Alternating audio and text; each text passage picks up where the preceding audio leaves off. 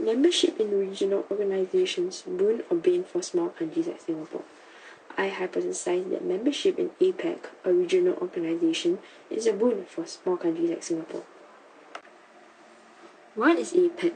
APEC stands for Asia Pacific Economic Cooperation.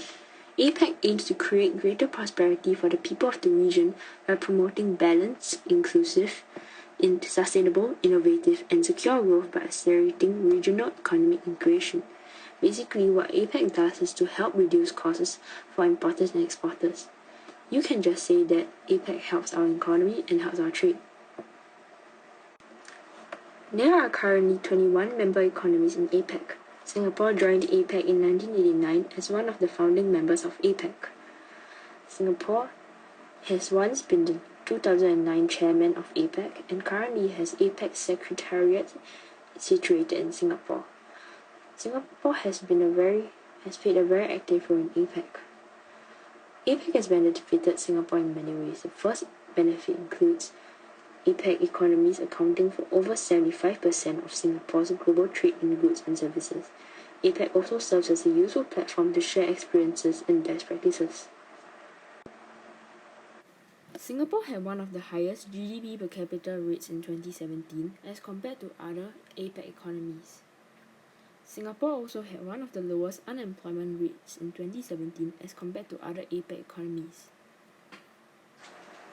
APEC is particularly important for us because we rely heavily on trade, which is what APEC specializes in. Why do we rely so much on trade? Look at this line here. It represents Singapore's lack of natural resources, which is almost zero. In PM Lee's speech for APEC, he mentioned that Singapore depends heavily on our trade, investment and political links with regional economies. Our membership in APEC is essential to our prosperity and well-being. However, can this benefit be considered a negative impact? This can also be shown as over-reliance on globalization. An article named Cancellation of APEC Meet, a Blow for Region's Economies, showed how important APEC is, but also showed how Singapore is at a risk of falling easily because of its over-reliance on APEC. So Singapore will definitely be affected by other countries fighting. This shows a disadvantage of APEC to Singapore. However, the cooperation of APEC with other organizations will definitely help to stop us from having our economies fallen due to other countries' disagreements. This brings me to talk about the downsides of APEC to Singapore. In the book source named Assessing APEC's Progress, it mentioned that APEC was useless in 1997 to 1998 financial crisis, which affected Singapore.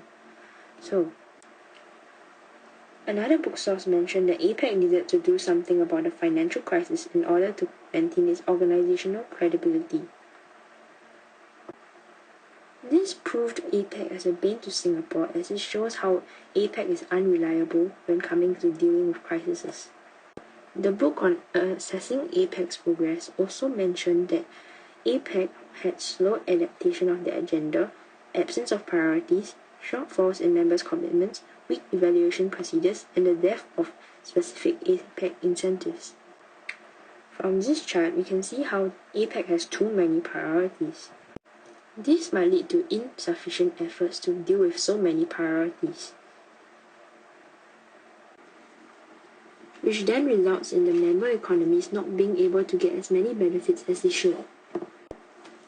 Next, not every member of APEC meets APEC's goals.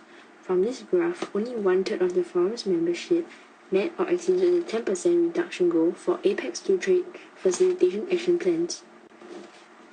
This is a bane for the countries who lack commitment, but it is a boon for countries who do. The next disadvantage is the dearth of specific APEC incentives. This does not affect Singapore. The Osaka Action Agenda in 1995 included bold goals. Some of the goals have been achieved. However, there are many challenges that remain for these goals. There are more challenges than achievements. These are the advantages of APEC. These are the disadvantages of APEC.